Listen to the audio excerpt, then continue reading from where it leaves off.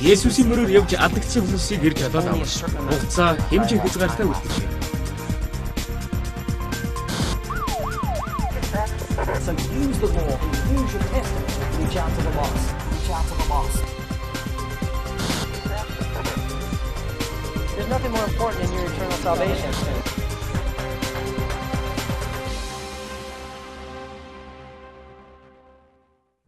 This television program is designed to teach you as a Christian how to share your faith effectively, biblically, the way that Jesus did. Do you have somebody in your life that comes over to your house on a fairly regular basis, maybe a friend, a family member, and they don't know the Lord, and you want to share your faith with them? You so want to see them become a genuine Christian, but you don't want to offend them. Or you're not sure what to say, so instead you choose to say nothing. And just hopefully, by osmosis, they realize that they need Jesus because of what they see in you and eventually come to Christ. And sometimes we wait an awful long time, and we wish we'd know how to say the right thing in a way that would make the gospel make sense. Well, that's what we're going to try to help you learn how to do, to share your faith the way that Jesus did. In previous programs, we've looked at the case for evangelism, that we're here primarily to seek and save that which is lost. As a church, we're the tabernacle of witness in the wilderness. We've been commanded to go and preach the gospel to every creature. We've also looked at the 10 Commandments. We've opened up each commandment and looked at the power of God's law to bring the knowledge of sin. Of course, the 10 Commandments can't save us. All they do is act as a schoolmaster to bring us to Jesus Christ. We might be justified through faith in his blood. God's law is like a mirror. When we look into the perfect law of liberty, all that happens is that we see ourselves in truth, that we desperately need God's forgiveness. Today, we're going to look at the human conscience. In a way, I try not to have a conscience because if I do, in a way, it kind of causes frustration. Really, it really does. Like, it causes frustration in a way. So that's why I try not to have one, and then just let things go easily and let things flow at the same time. Do you always listen to your conscience? No. No, I don't. But most of the time, it's right. Let me ask you this: Do you like hearing from your conscience? Typically? Typically.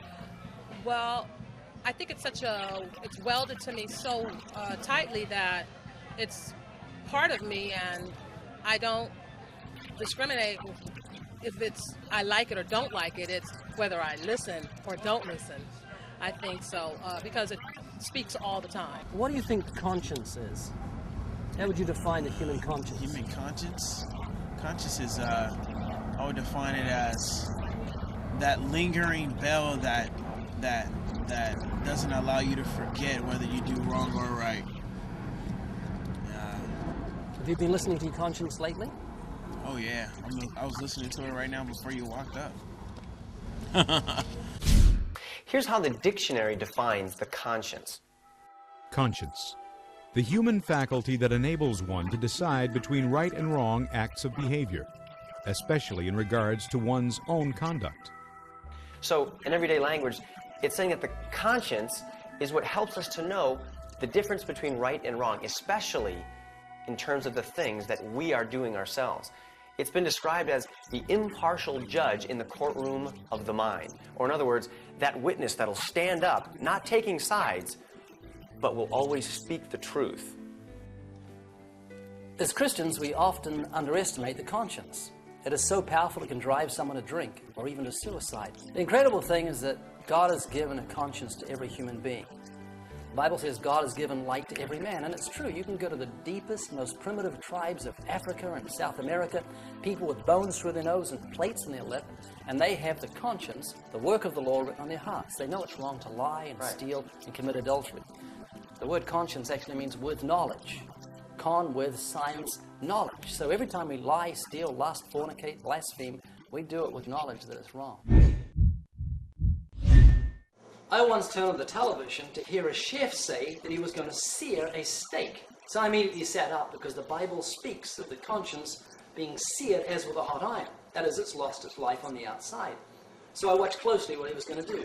He took the steak and he put it on a hot plate. He left it for a moment and then he turned it. And he said, see this? It's seared on the outside, but watch this. And he took a sharp blade and cut into the steak and said, Look, it is soft and tender on the inside. Perhaps you know someone who's hardened on the outside. They say they don't agree with God's standards of right and wrong. Well, then take the sharp blade of God's law and cut deep into their conscience, and you'll find they're soft and tender on the inside. Deep within their heart, they know right from wrong. So the question is, how do we speak to a person's conscience? How do we use the conscience to reach the lost? Think about this. If I were to say something to you like, listen to the voice of your conscience. Remember, God sees everything you've ever done. Now listen to what your conscience is telling you. That's a very powerful thing. The other way that we can speak to the conscience is by doing what Jesus did and take a person through the commandments.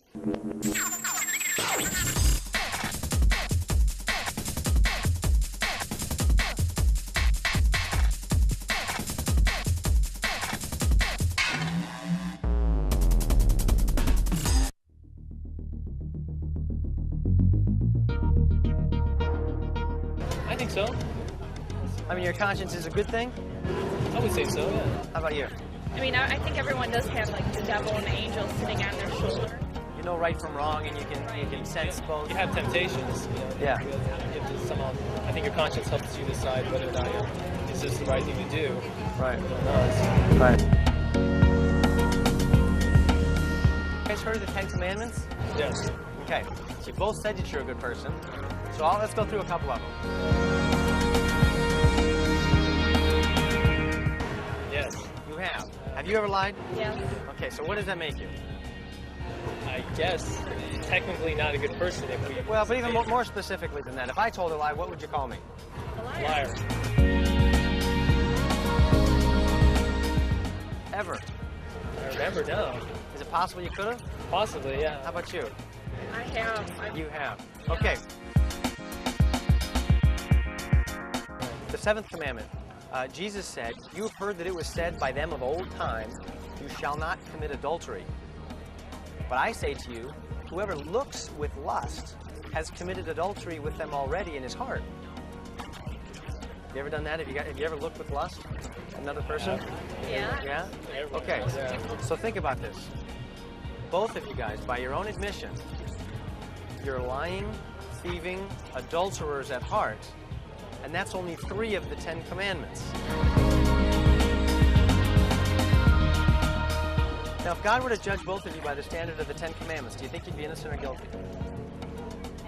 Be honest. Now, think about this. Listen to your conscience. If we broke one of the commandments, which Well, is the Bible says, "He who keeps the whole law, the moral law of God, the commandments, and breaks it at just one point is guilty of breaking all of it." Sort of like if you're hanging by a chain of 10 links and one link breaks, it's gone, right? So would you be innocent or guilty? Guilty. Guilty. I would too. I would say guilty, but I would say if maybe the things that you were doing wrong were only 1% of the time, and the majority of the time you were good. Okay, think. Maybe the severity. No, that's a good point. That's a good point. But think of it like this. You're standing in a courtroom. I don't know if you've ever been in court. Yes. Okay. Uh-oh. It's coming out. If you're in court and say you're guilty of a crime, it's a serious crime like drug pushing or something like that, and the judge says, "What do you have to say for yourself?" What's your name? Tanya. Tanya. You say, Tanya stands up and says, "Well, Judge, I'd just like to say that most of the time I'm really good, but I just slipped up this one time and sold this cocaine, and I'm hoping you'll just let me go because I'm really good most of the time." The judge would say, "Well, all this good stuff is irrelevant to the case and the reason you're here, right? You'd be guilty for that crime." Right.